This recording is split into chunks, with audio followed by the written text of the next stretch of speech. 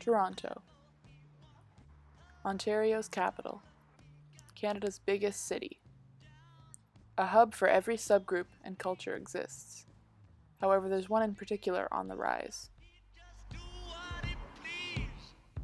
The audiophile, noun, a person who is enthusiastic about high-fidelity sound reproduction.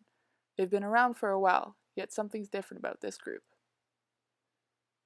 Most say they experience nostalgia, noun, a wistful or excessive sentimental yearning for return to or some past period of irrecoverable condition. But is this the real reason teens, most of who have never touched a turntable until now, desire the all-around experience that vinyls provide? Let's find out.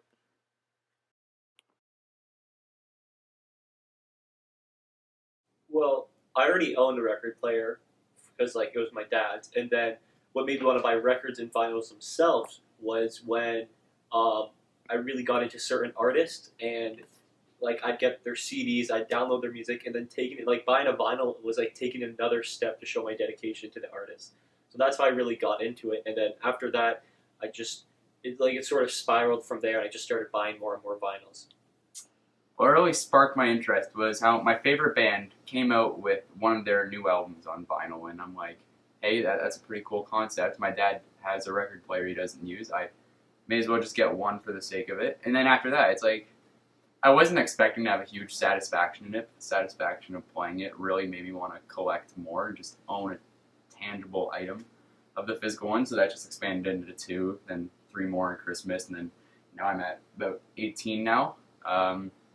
So yeah, I don't know. It's just sort of like, I didn't really have a motivation to at first, but just sort of like by getting one in the first place, it motivated me to get more from the satisfaction. There's a few reasons.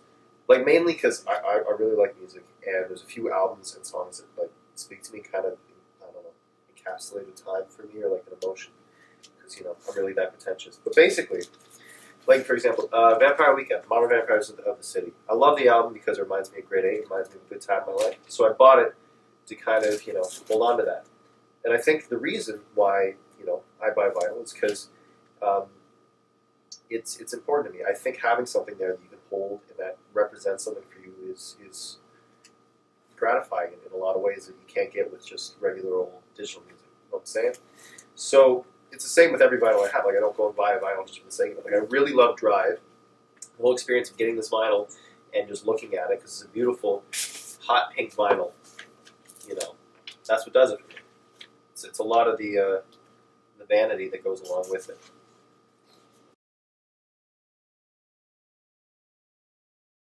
For me, vinyl is kind of like a luxury experience. So when it comes to like downloadable music, pay $8 a month and you have basically all the music in the world to select from.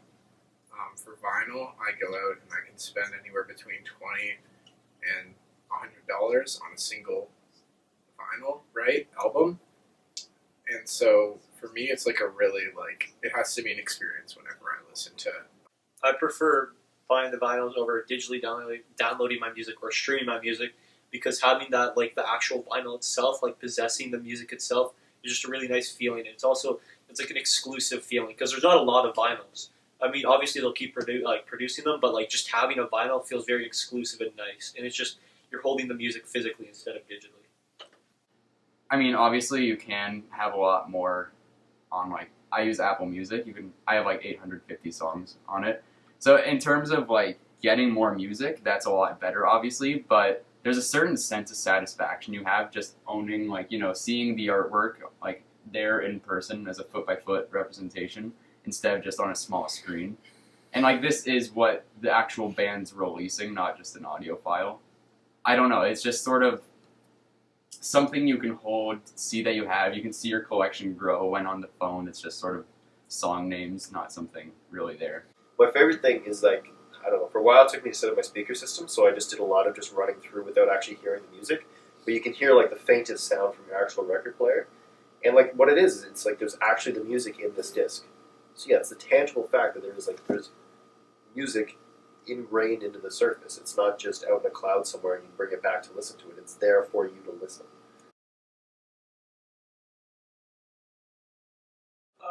It's more about my current interest because I didn't really listen to vinyls a lot back when I was younger, so it doesn't have really. There's nothing really it can trigger when I listen to it. It definitely triggers like certain memories I have about the song, but not really. That's not has nothing to do with the vinyl itself. Yeah, my parents love it because like that when they were growing up, that's how they listened to music, and that's like that was music back then instead of CDs and downloading and streaming. So they like the fact that I'm into it now, and they find it easy. It's just something they can relate to me with.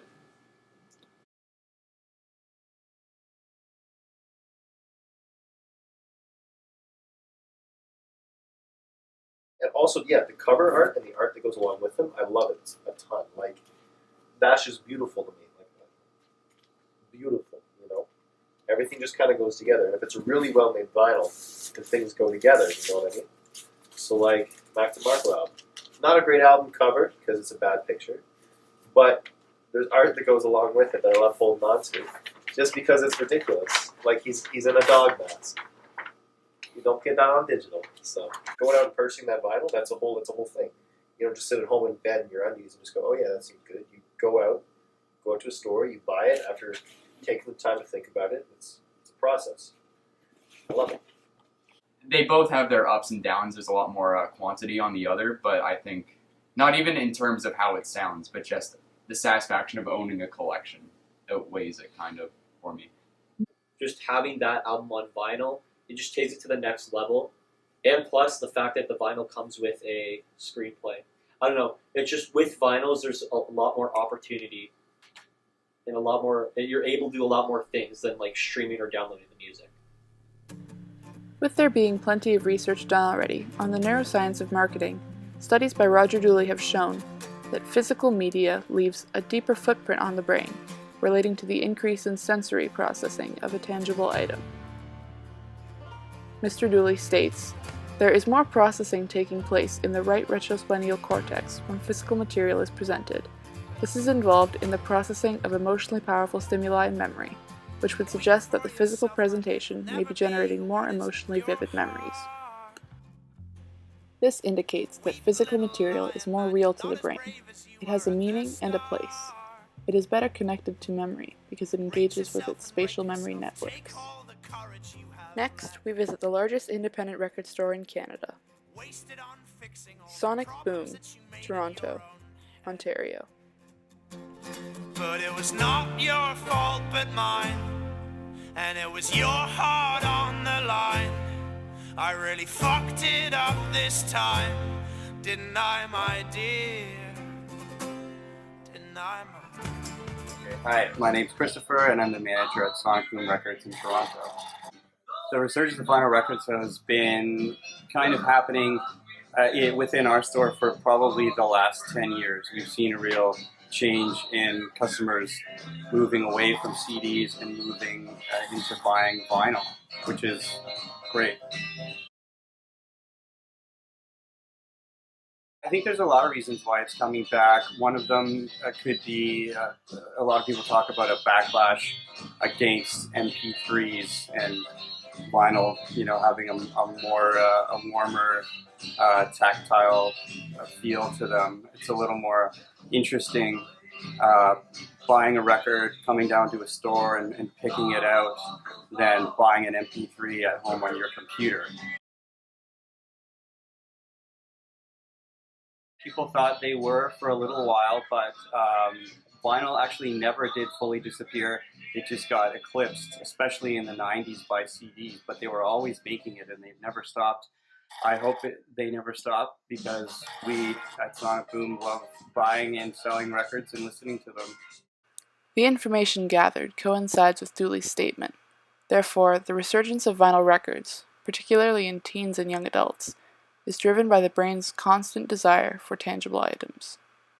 There's something deeper that I can connect to. I love it personally just because I bought it at the concert. I waited a long time because it wasn't released up until about 5-6 months after I started collecting vinyls. It's called Sum 41 Chuck. Maybe records won't go obsolete. Like fads, they'll come and go at all different times. But they won't stay gone. Not forever. I think of all the worries people seem to find, and how they're in a hurry to complicate their minds by chasing after money and dreams that can't come true. I'm glad that we are different, we've better things to do.